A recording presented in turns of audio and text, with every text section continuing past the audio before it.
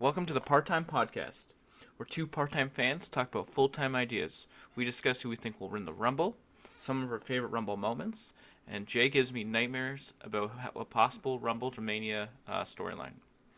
Stay tuned.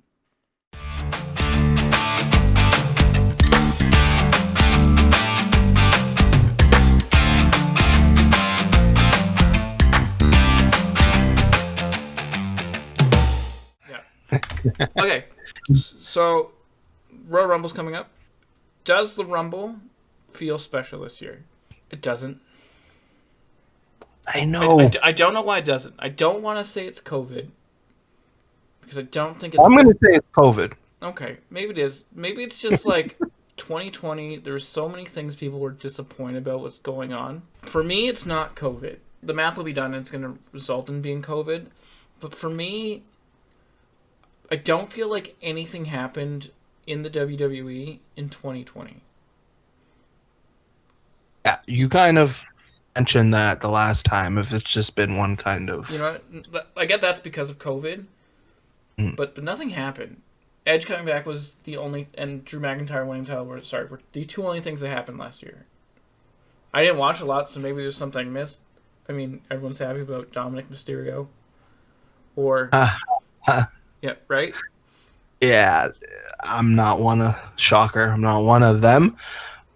But I think you're absolutely right. I think that it just was just one note. It was one note, and they've been trending this way for a while. Some character development things were good, like I've mentioned, Roman Reigns turn. That was long time coming. Yeah, I guess that's something that happened.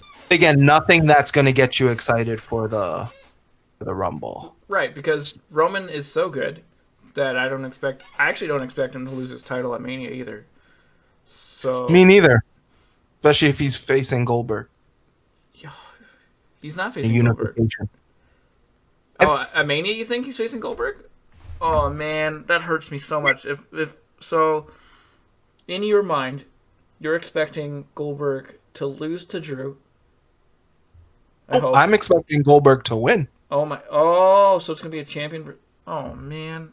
Well, and if you think about it, how hot Roman is, whether the ratings show it, since from looks of it and the brass there, they look at Raw as still their A show. Mm-hmm. Got their A player on their quote-unquote B show. Well, we still want him, and Fox is paying us this big money. Okay, how do we work around this? Oh, we do what we tend to do, even though it's a brand split. And when someone's hot, we make them a double champion for time being, and then the draft will come, and then probably Drew will switch spots with Roman and yada yada. But that means there's only going to be one... on 2 days of WrestleMania, there's only going to be one championship match. Like one heavyweight championship match. Possibly. I think they could end with maybe a women's championship match for one of the nights. Yeah, I guess so. And again, I don't know if anyone this year is on the women's side is... Well, Charlotte's back. Big enough draw. I know I would be interested. With her character work, maybe. I'm intrigued in a Sasha Bianca That'd be good. I think that can tell a good story if they're able to tell a story. And to be honest, I don't really know anyone other than Roman is, like you said, there's no one that really stands out that makes it a special. It just doesn't feel like it. All these cool things don't really feel special, right? I don't feel like there's anything. I don't feel like there's anything on either show. I don't see anyone who would make sense to beat Roman right now. I think I was thinking we were going to get Brock versus Roman at Mania. I'm expecting the Walrus turn between now and April. Okay. I really don't want to see Goldberg. Or you feel about Goldberg the way I feel about Mr. Shawn Spears. Yeah, fair enough. That's fine. I bought the pack where you get Goldberg in WWE 2K19. Like, I bought it, so I was like, oh, cool. I'll buy Goldberg. Every time I use him, I myself feel like, oh. The good news is he lost all 3 matches I had him on his comeback for. I know this is a bit of a swerve, but in my universe mode, EC3 has been my champ for over a year and a half. with Lars Okay. Sullivan as his muscle. Goldberg returned at Survivor Series to help Team SmackDown. Was attacked by Lars Sullivan.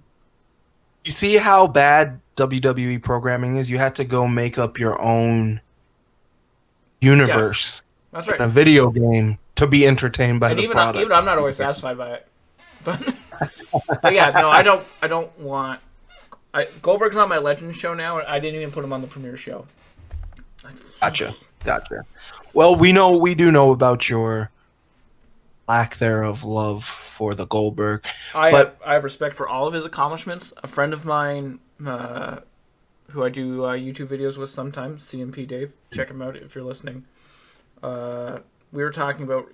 He's been talking about wrestling all the time now. I don't know why. Maybe he wants to be on the show.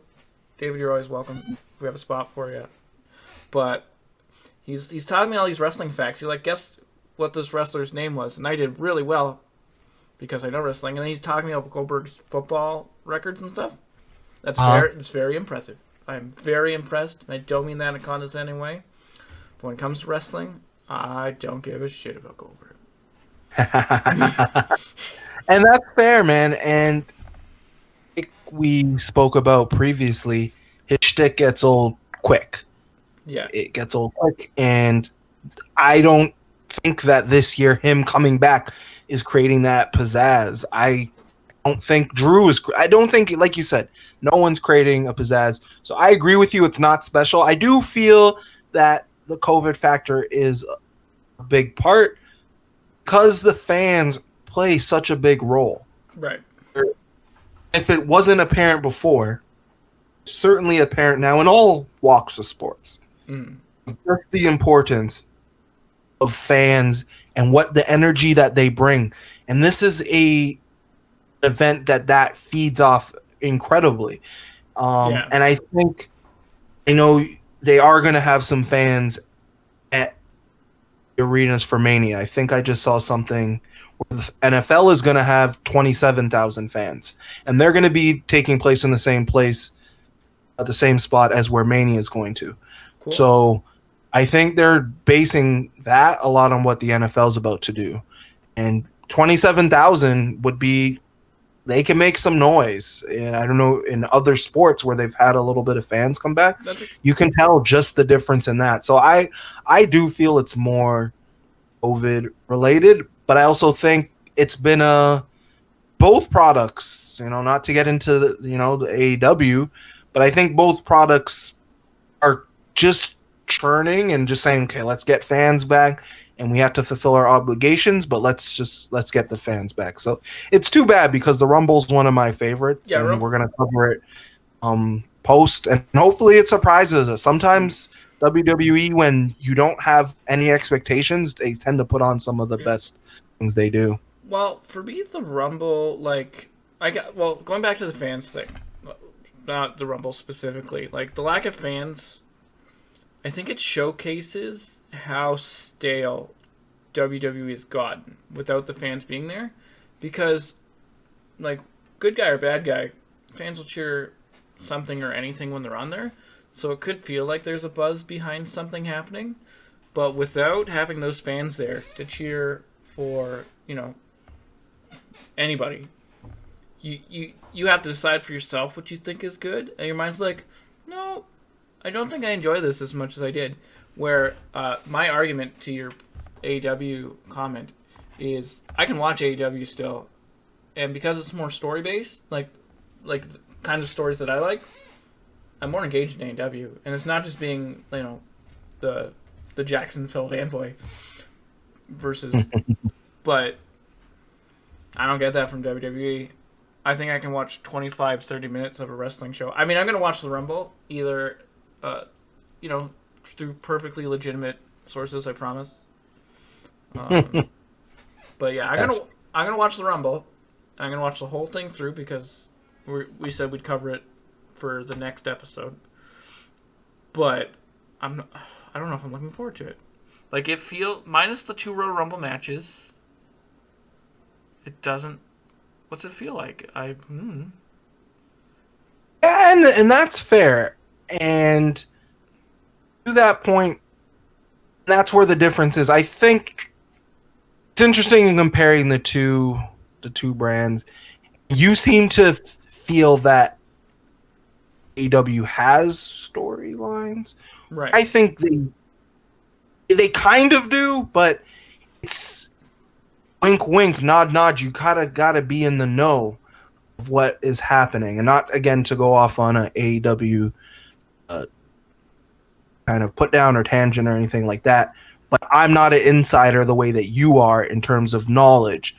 My viewership, and it seems like you're having the same thing now that you are more of a casual viewer of WWE. That's where both these companies lack. It's connecting the dots between the person that is flipping through the channel. It's like, what's going to keep me to stay on here? Even WWE, what's really keeping me from flipping that channel? I want to tune in for 3 hours on the Monday. The Wednesday's got good stuff. Am I really going to invest in 2 hours? And after a Roman Reigns segment, do I really want to stay around? Well, in AEW, I feel it's the same thing. I know the Bullet Club and I know these things, but I didn't care about TNA when they were somewhat popular with guys that were bigger than who is on that show now. So I really don't care. I think that's where they struggle. Both companies are struggling right now. Well, like, I consider, like, the fans thing to be, consider wrestling itself a fridge, right? And the fans are actually the light off in the fridge.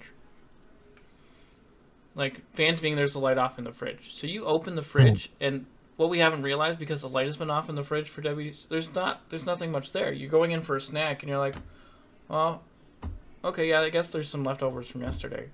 At least the AEW fridge, there's some carrots, there's apples, there's some eggs, there's a couple things you might be able to throw together. But when COVID happened, those fans left and that light went on, you're able to open the fridge and just really see what these fridges are dealing with. And WWE is saying, well, we're not going to stop the fridge until the light goes back out because the fridge isn't that good. And AEW goes, okay, we understand the light's flickering and you can kind of see what we have, but they're at least trying to stock their fridge with something. They're trying to make storylines for people to talk about besides the Tribal Chief thing. You know what I mean?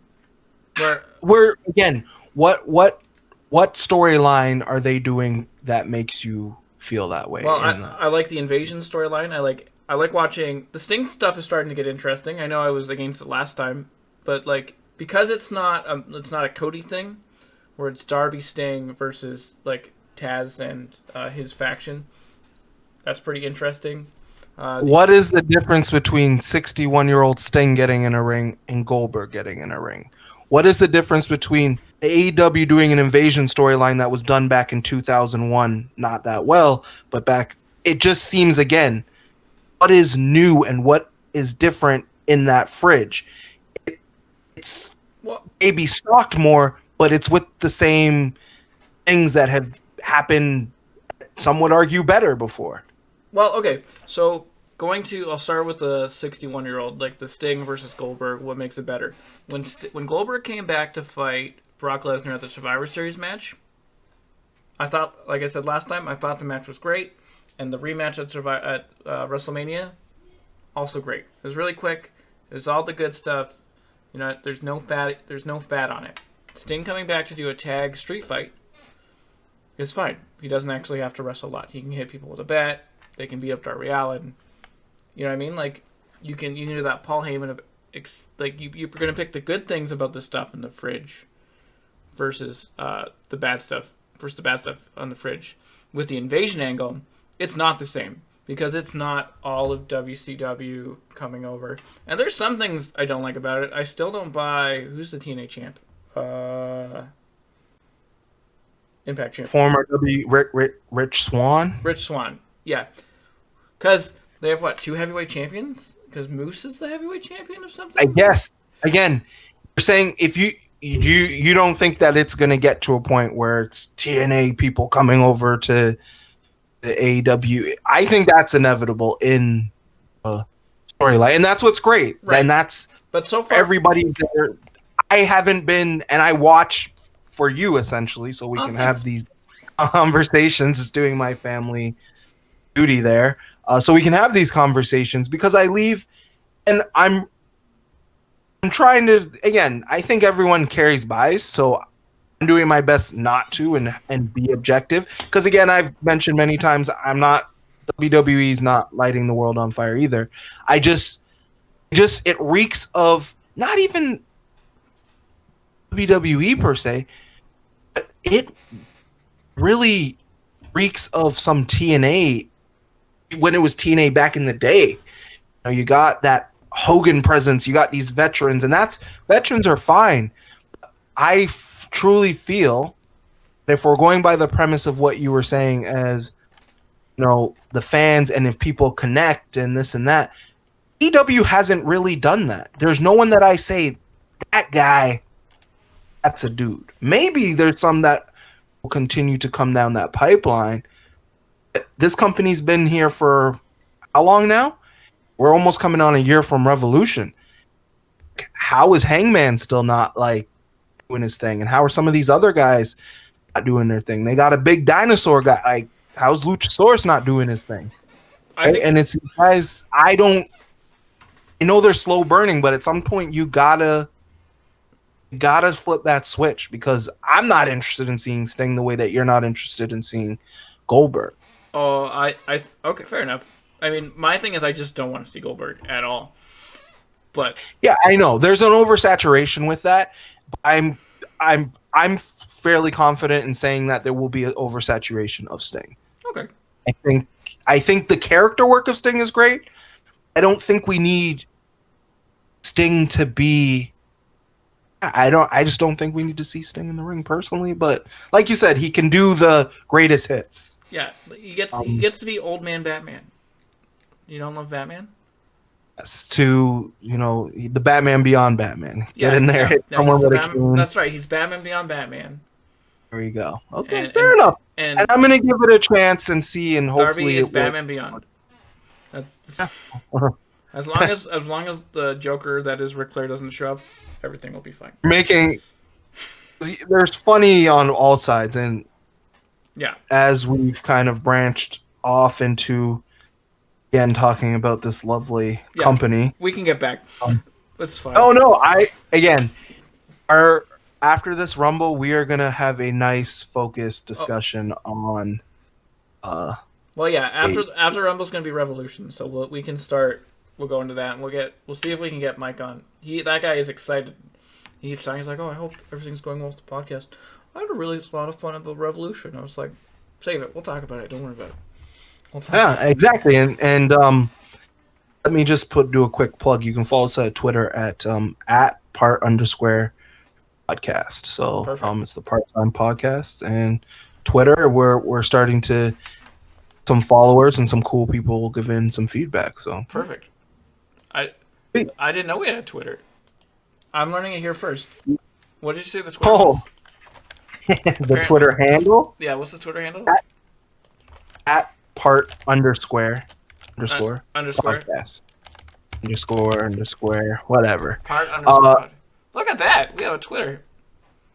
47. Tell you this, we have almost more people following this than my Twitch channel. Oh, we got a solid 33. I'm getting us out there, plug in whenever. So appreciate the feedback of when people have DM'd me and given me some feedback. So it's been good. It's good to hear. So yeah, man, I'll let you move us on. Yeah, so I'm going to top 5 Royal Rumble moments. So what? Yes. So I'm thinking, well, we can either go all 5, do our 5, or we can alternate. It's up to you. I'd say let's alternate. All right. 5 down to 1. All right. So my 5th. So my lowest of the top 5 is Chris Jericho's 2013 Royal Rumble return. Nice. I watched that a few days ago. Yeah. So I remember me and a friend of mine who we watched wrestling. We weren't together pre-COVID. We just weren't hanging out. But we were watching together online. So we were in a voice chat similar to this. And we're like, okay, Dolph Ziggler's out. I wonder who number 2 is going to be. We're naming everybody. And then Jericho, we're like, holy shit. And the feed dropped of a perfectly legitimate Royal Rumble feed. And the feed dropped so for both of us at the same time. But we just came back in and it was just, I wasn't expecting it. It was great, and that's what the Royal Rumble is supposed to be. You need Yes. you need those moments of just wham. Electricity. Yeah. Yeah, that's so true. Yeah, that's a good one. That's a good 5, man. I'm intrigued because that one was my best of the rest, I guess you could say. Because I watched and I was like, oh yeah, when Jericho was like, in demand and really, will he ever come back again? That's a good one. My first one, because I've been able to watch. So I actually, before we even decided we were going to do this, been watching every Rumble pretty much from the start. So it's been some cool history to see. My number 5 is 1990 Warrior Hogan face off first time. Ooh. Electricity, and like you're saying, electricity of the new guy coming, and just that magic. You could see what it was building to, and per what we were talking about earlier, what the companies don't really do what anymore is that, oh my goodness, this is building. We're going to give you that teaser. I don't think we've seen that in WWE since they kind of did the Shield Wyatt family. Oh yeah, that was good. Oh. Right? They would tease that, and they would do that was what this Rumble match was like, and it was teasing to him. Brand. I was like, oh my gosh, I know what's gonna happen, but this is incredible. So that was my number 5. I wish that Wyatt Shield War didn't come between Rumble and Mania as like a filler, because I'm just imagine like fresh off of even Backlash or something like that, and just like a 3 to 4 month war of just all 6 of those guys would have been so good. Okay, getting off track. So I'm gonna go to my number 4, and I want to say I've got 2 honorable mentions, which I'll say after. But my number 4 was, and I hate to say it because I was a big Triple H guy at the time for a long time, and I thought he was going to win this Rumble, but it was 2008, where John Cena returns at MSG, where nobody thought he was coming back. Surprise was supposed to be Triple H, who came in at 28 or something. He was 29, yeah, and it looked like he was. And then I was sitting and I was actually watching this with my buddy Caleb again, and we were together for this. We're like 29, Triple H, you can be 30, and at one point I'm like, I guess there's not going to be a 30 because I'm dumb, I don't know. And then like John Cena came out, and my head dropped, and my buddy's like, "What's wrong?" And I was like, "Triple H isn't gonna win." Yeah, honestly, man, that one again, watching is so much buzz. That that one was at Madison Square Garden, I think, Square Garden, which is I think the best. That's the best venue for a Rumble. I mean, the ramp's not very long. Nice, small, intimate. I get why they do, and we can go into that another time, but that reaction was because again, like you, I thought Triple H was the surprise, and it was going to be Triple H winning, and perfect, made completely sense. Because at that time, I think Cena tore in his pec. That's usually a year-long recovery. He comes back, not even technically, I think, healed fully. 7-8 months in, and boom, shocks it. That's a good one. And Triple H was going, I believe at the time, was going to the whole SmackDown storyline of not being able to get into the Rumble, so they had him fight for 2 months or whatever to get into the Rumble. So like, this is Triple H's time. He deserves his second Rumble win. I'm fine. Yeah. And then I was just, man, it hurt my heart, but like we're talking about, the Royal Rumble was really good for just that. Oh my gosh. Yes. Like, what? Which brings me to my number 4. Mm-hmm. Which happened actually, one of the few things that was great about 2020 was Edge's return. I think, wow, to be diagnosed with whatever you were diagnosed with, career ending, and just the pop. And that Rumble was great already. Had Brock just ramming through people. Then you had the Keith Lee buzz because he was coming off that strong Survivor Series. Yep. And him doing well. And then you have Drew doing what Drew did, knocking out Lesnar. You're like, man, there's a lot of surprises already. And then, bam, buzzer hits. You think you know me, and Edge, place explodes. I remember being at home, and those moments, and it seems like it's a theme for both of us. Those moments that get you to just be like, oh, okay. And that's why I think this pay-per-view is a lot of fun for people, and one of the big ones is because of those surprises. No different than drafts or WrestleMania surprises, or what the night after WrestleMania used to be, or the first Raw of the new year used to be. It was those what's gonna happen. I need to tune in, and that's what that was. So yeah, Edge's comeback. Nice. So that's my second last. That was my second last pick. So I'll talk about it now. But yeah, like you said, the same thing. Just him coming back. I had heard rumors about him coming back. So like, I wouldn't say I had a scoop, but like, and me and Rave were watching it because you know, it was early things were starting to shut down. My back was still out, so I wasn't going anywhere. We were just sat down, we were watching it, and then like it came out. And normally when Rave and I watch movies, I tease her because she cries a lot during movies. Yeah. And like, so he came out. I heard the music. I'm like, wait, whose music is that? Right? Because I haven't heard it in so long. He's like, I know that music. And I'm like, what? And I just put my head down. And she's like, are you okay? And I'm like, yep. And I just put my head back. I rallied in. I'm like, I'm fine. It's a really nice moment because, you know, Edge is a Canadian guy. So he's our guy. You know what I mean? He was lived in the GTA. So he's always been that. He's one of our guys. And being able to watch the documentary after was really cool as well, to get some insight as to just what he was doing. Him and Raven grew up in the same town. True story. There we go. Yeah, Raven grew up in Orangeville. Okay. So that was my number 3 though was, it's a personal one. It's not like a surprise because everyone knew it was going to happen, but it was when Triple H won his first Rumble in 2002. Okay. That was a good one because I was a Triple H guy. So that was my sports team won the. Was that when he came back from the quad injury? That's when he came back from that quad injury. That's one of the biggest pops ever in that Raw. If it happened. Yeah, that was fresh after the invasion stuff had ended, so we're back to normalcy. Triple H had just, like he just said, he was going to be in the Rumble, and it was great. Like, that was one of those where it's kind of like when Batista won his Rumble. Everyone knew Batista was going to win the Rumble. But they were fine with Batista winning the Rumble because it felt like the right thing. And just Triple H, you know, winning the Rumble and just riding that wave straight into Mania, winning the championship. Unfortunately, I think he lost it pretty shortly after to Hogan. Who, I mean, if you think I don't like Goldberg, we'll talk about Hogan one day. Okay, we'll do a deep dive. We will do a deep dive on that one day. Yeah. Nice. No, that's a great one, man. And it's really funny. I didn't know because Triple H was my dude too. Like growing up. Yeah. Now that you know some of the backstage stuff, it kind of dampers it because it was really like the Triple H Monday Night Terrors because he's just squashing everybody. But yeah, I mean, I didn't like some of that stuff too. Like you could see it, but at the same time, if you're a Yankees fan and they keep winning baseball games, it's not your fault. You know what I mean? Yeah.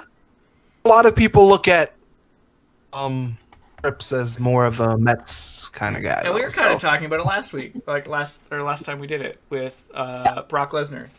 If you got a job and you got a sweet deal, sorry. Exactly. Everybody. And again, I just at that time in my life, I was just enjoying it for what it was. Exactly. And that backstage stuff, like I said, I'm gonna say this.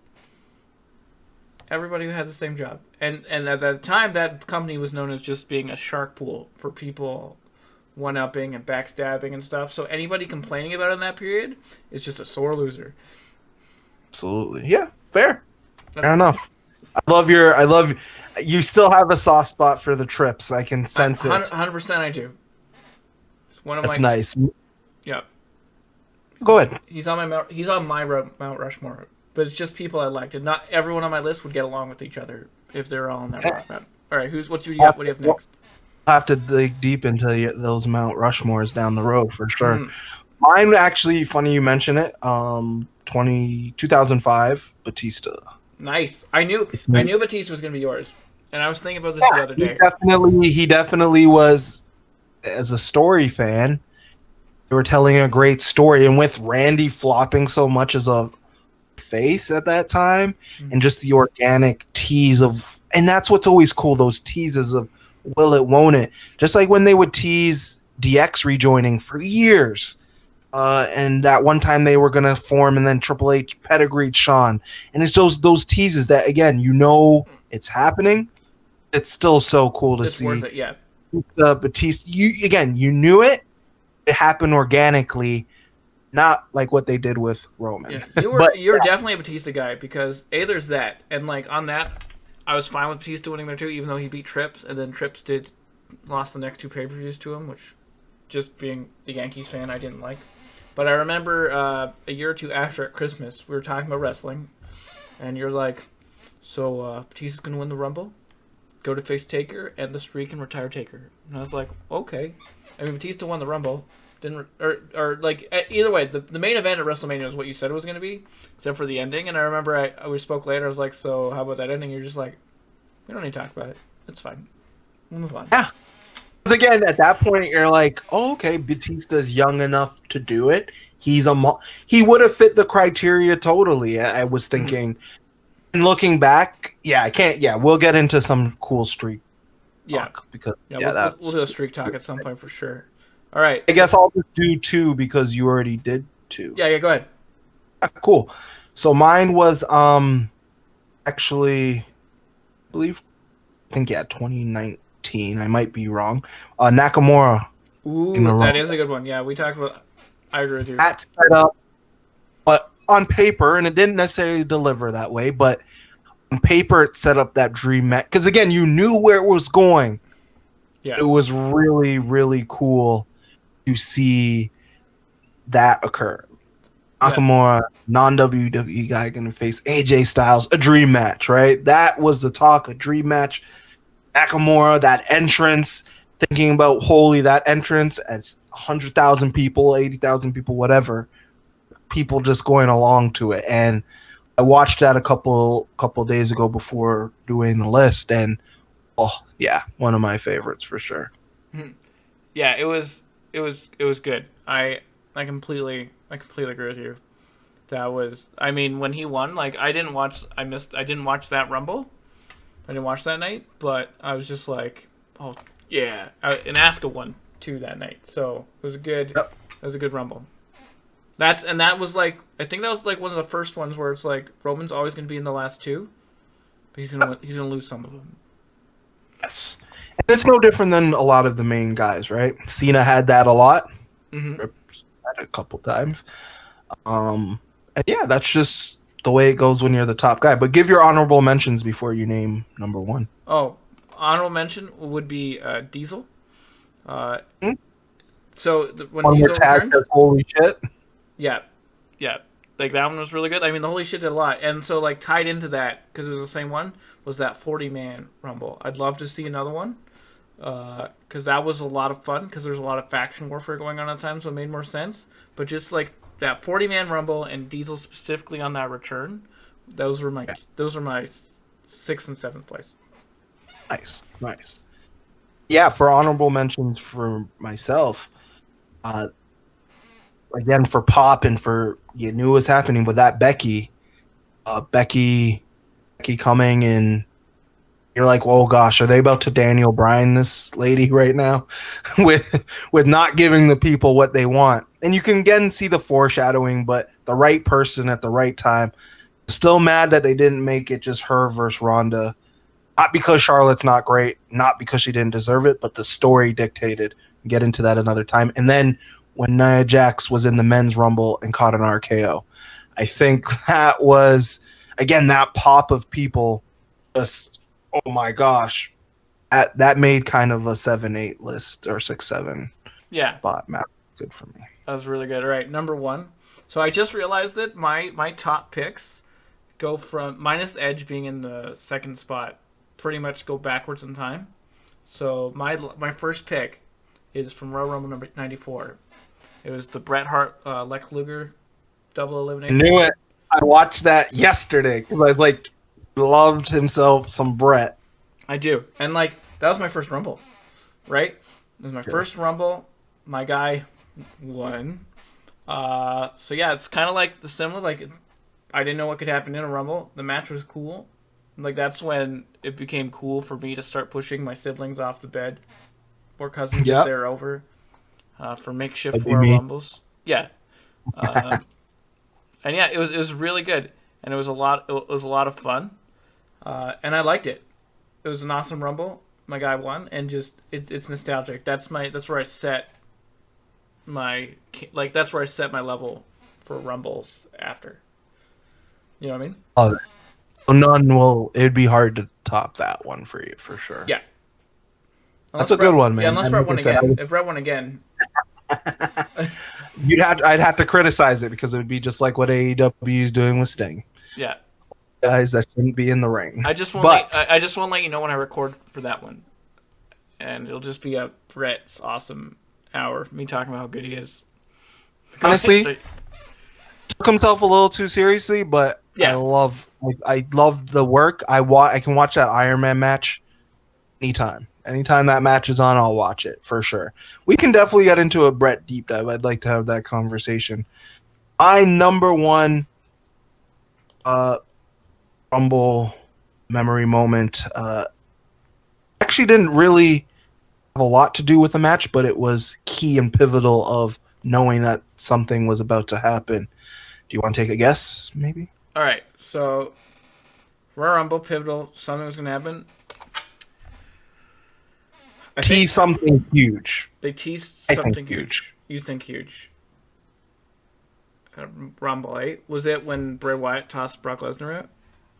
He said No, tease but that something was huge. pretty cool. All right, what was it? 2004. 2004. Kane's in the Rumble. Who? Kane. Yeah. Uh, Ooh. An entry goes off.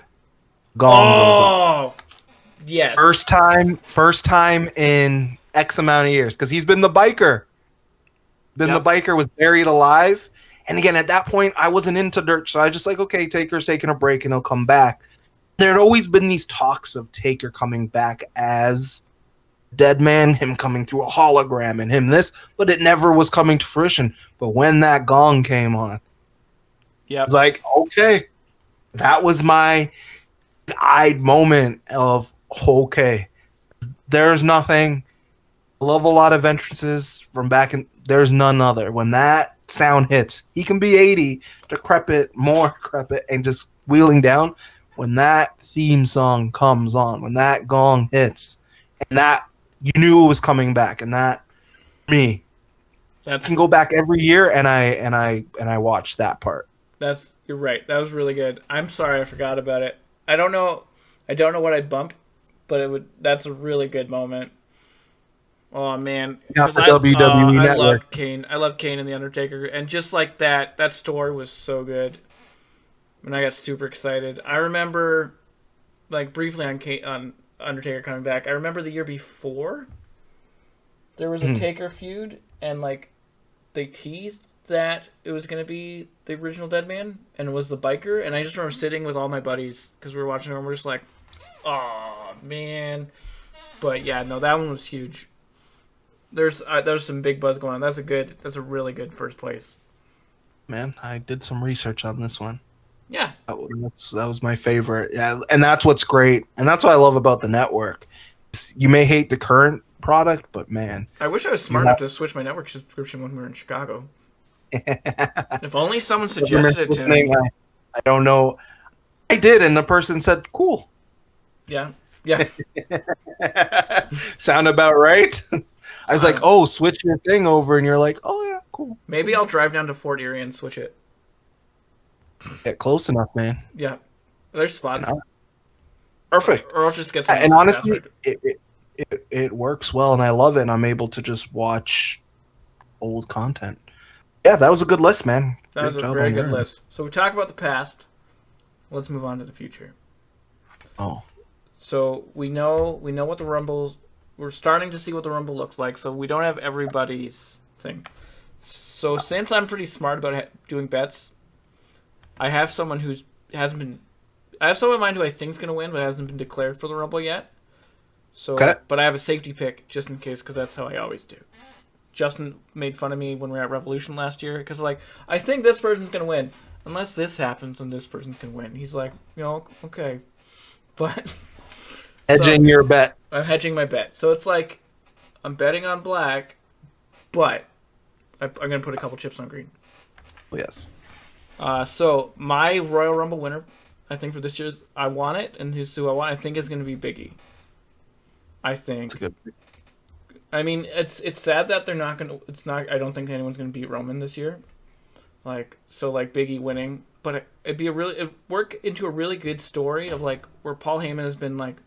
First, he had that sit down with Big E, where he's like, "You're good, but you're not that good yet. But later you'll be good."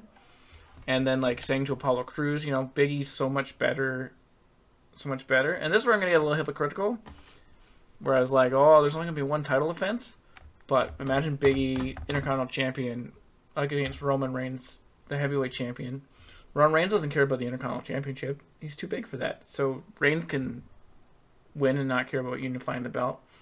But Big E not coming up short this year against Roman, I think would be a really good way to catapult Big E into the future. So that's my main pick. That's who I want. That's who I want to win. Who I want to win the Rumble, and who I want to see them do stuff with. Okay. Yeah, my hedge pick is AJ Styles. Like, it's a safe hedge. I think what for Big E, I would even have them hold off on that one till next year and build it like they did Hogan Warrior, with both having this crazy long reign and it culminating. I like the come ups idea where you lost and then you pay.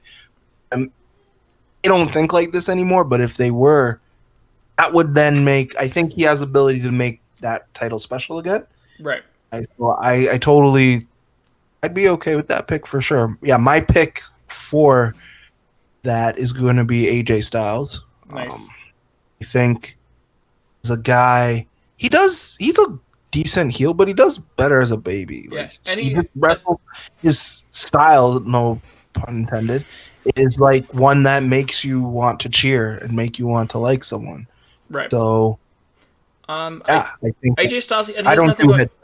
He has nothing else going on right now, so he could just brag about winning the Rumble for the next 3-4 months. Yeah. You know what I mean? That'd be fine. The other name that's whispering in my ear, and it may just turn out to be a Rumble surprise, but there is a name whispering in my ear, and that name is Seth Rollins. You know what I mean? I don't think. Yeah. You know what I mean? Like the problem is Painful surprise, but a whispering surprise there. nonetheless. Yeah. He'll be a surprise, but I don't think he'll win. Good. About on the women's side. I mean, but how on the women's side, I liked your Bianca Belair pick, but I think there's another superstar who's got a bit more buzz than Bianca right now. I think that's Alexa Bliss. I think she's gonna win and just go to face Asuka at WrestleMania, because she's one of the only people they're doing stuff with, like on that side. Mm. Like everyone, every female wrestler on SmackDown is established enough that they don't think they need, like Bianca. I don't think needs a. Is she on SmackDown? She's on SmackDown, right? Yeah. What show is? Yep, there. Yeah. All right, good. I'm gonna edit out me asking if she's on SmackDown, but Oh, it's okay. no, she's. You could just put her in a women's chamber match to get her into Mania. But just like, because Alexa Bliss is better at monologuing, it's kind of the same thing as AJ Styles. You could have her kind of be like, "Oh, I'm gonna get to WrestleMania, face Asuka, and the Fiend will be there, and everything will be great." Like I think it's just a little bit. I get what you're saying, and I don't necessarily disagree, but I also think the thing that you're saying about Bianca, I kind of feel like with Alexa already has now a win over her, right? So impetus for that challenge could already be there because their work is same with how Bray is based in a lot of story. So she can tell the story and manipulate maybe to get Asuka, because that's what Alexa and Bray, it's psychological warfare essentially. Right. That's what they're creepy, culty, in your mind, that kind of stuff. You could do that where at Bianca moment of, yeah, she's super talented, but when you get to say, hey, I won WrestleMania and I'm picking the boss, right? You get to look at Asuka, you get to look at whoever the NXT person, you get to look at Asha and be like, I'm picking you. I think a multitude of reasons, there's a powerful statement potentially in that plays into that company's thinking sometimes. Nice. Yeah. Yeah, that's a good point. Yeah, I just have a personal bias for Alexa Bliss right now. Yeah, she's doing great work, the best Yeah. work of her career. That's fine. And she threw a flaming sphere at Randy Orton, so Mask Man now, yeah. Now he can join Retribution. right? We can get into them at a different time. But Sweet Man, Yeah. that was good. Yeah. We have a bit more to do because it's the card. So we did the 2 Rumble matches. So right now we have 2 championship matches that we know is confirmed for Mania or for the Rumble. Right? We have Goldberg versus Drew.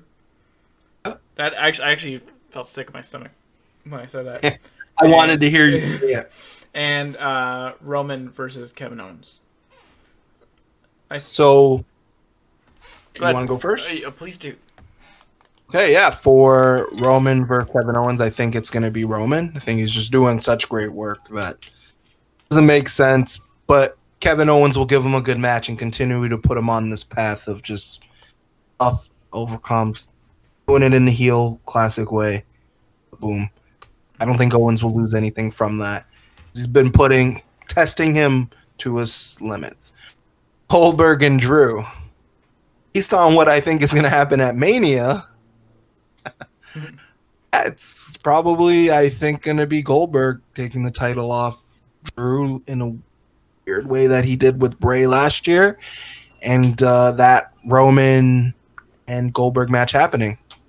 Those are my prediction. Well, I definitely think Roman's going to lose or win. I think that we'll get Jimmy Uso back at the Rumble to help cost Kevin Owens the match. It just makes sense, right? Because Jimmy's ready to come back, I believe. I haven't asked him. He won't he won't return my calls after I called him the other Uso. But yeah, and the Goldberg, man, can't Goldberg say it? Maybe Goldberg can miss his flight, and we'll just get Drew McIntyre versus The Miz and Morrison. I'd be fine with that. I think in case that doesn't happen. Yeah, I don't think Goldberg's gonna win. I don't know. I think we're gonna see, unless Sheamus costs Drew, but that doesn't make sense. It does more for Drew to win. It makes more sense for Drew to win. It sounds like you're trying to talk yourself into Drew, buddy. No, I love Drew. I know I love Drew more than I love Goldberg. Know that. It's just because we lived in 2020 where we're expecting the worst case scenario to come true. For a good chunk, not everything. There's some good things that happened last year. So I'm just reminding myself that good things can happen. And next time we talk, Goldberg won't be the WWE champion. Oh. You don't sound confident, and I don't hear a big hedge, so you can pick Drew, but it's definitely a lukewarm Drew at best. Yeah. Drew's what I want. I don't want Goldberg to win. Well, we know. If anyone's listening, we know who you want. Yeah. We know who you want. But, does Goldberg then just sit out till Mania? And be the first champion to do that. No. I mean, I'm fine with Goldberg sitting out. I just don't want him to come Hold back. up the title? Yeah. That's all. If we're okay with it for Brock, we need to be okay with it with others. I never said I was okay with it for Brock. Well, no, actually, I did say I was okay with it for Brock. But it's different because Brock isn't Goldberg. Brock isn't Goldberg. He'll just admit it. Yes, it's okay. We live in a world. Bias is okay. You don't like Goldberg. People I don't are like allowed to not like me, and I'm allowed to not like Goldberg. That's okay. Yeah, That's fine. Okay. This is what makes wrestling good. Is there's just some people exactly like that we both see. Some people you don't like. Totally different. I'm more right, but it's okay. You're more right. Oh, I see. Right. Don't worry. Next year or next month we're in next year. Yeah, just bring on next year already.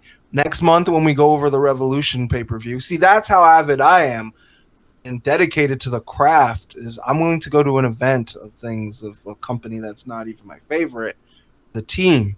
We had really We good can pizza. go over who did better on the predictions and who maybe had to give like a nice little, okay, I'll give you a participation point here. Well, I think because of your comment and our competitive nature on just the Goldberg match, Mm. the loser, let's make a bet, and it's gonna be a huge sacrifice for the loser. If I'm right or you're right, the person who's wrong has to open the next podcast by saying the other person was right. Everyone will know, but you just have to say, I'm sorry, Just got to I was wrong and you were right. To other people, Okay. you might be like, okay, tough deal. In our family, this is a big ask. A big one, especially for the guy that's making this bet. Yeah. Probably bigger for him than anyone in the family. Once Eh. Jay records that, it's gonna become the ringtone on my cell phone. Oh, I look forward to now. Look at that. We just made the Rumble interesting. Yeah, we finally there's some good stakes at the Rumble. Okay. Look Just forward to it. 2021, the year Jay admits that I was right and he was wrong. All right, guys, thank you for coming. We will be back. I think we're planning to record next week, like or looking Monday that or way. something. We'll figure it out.